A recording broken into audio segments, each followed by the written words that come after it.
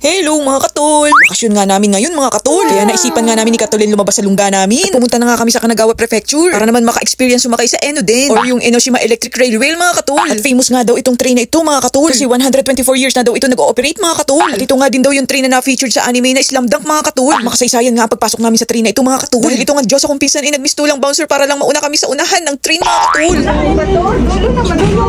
Dulo pala. Paano tayo? Ay, para kita niyo. Di ba ito nababaliktad?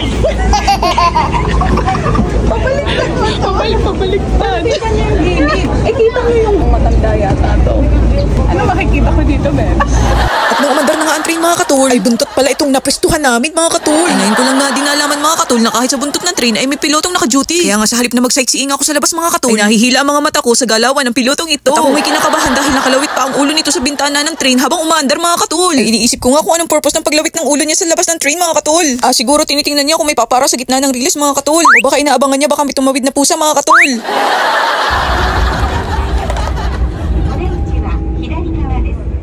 At andito na nga kami sa first destination namin, ang Daibutsu or ang Great Buddha of Kamakura.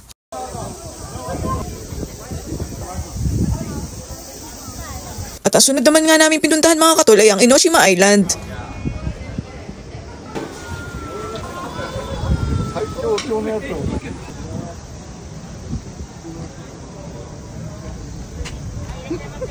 At ito na nga yung part mga katol na nagdi-decide kami kung aakyatin namin ng manu-manong lakad paakyat ng bundok. Kasi sa taas nito, dito mo makikita ang napakagandang view. Tada! Bakit pa kami magpapakahirap umakyat sa 13,000 steps paakyat ng magandang view? Meron naman nababayarang escalator mga katol. Tapos may mga magaganda pang effect ng ilaw dito sa tabi ng escalator mga katol. Para talaga yan sa mga short-legged na chubby na mabilis mapagod mga katol. At nung maglandfall na nga kami dito sa taas ng bundok mga katol, ay sinabihan nga ako ng pinsan kong Diyosa na liguan ko nga daw itong block statue na nakita namin dito sa taas pagbaba namin ng escalator.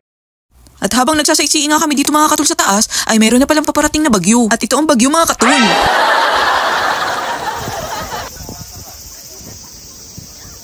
Dumating sa baba ang ating paring pa. Bebs! Oh my God! O, tara na.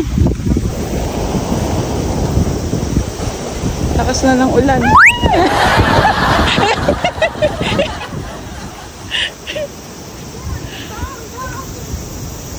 At ito na nga yung top view part ng Kamakura Island mga katul. Sayang lang medyo madilim na mga katul. Pauwi na kasi kami niyan mga katul. Yatane! Babu!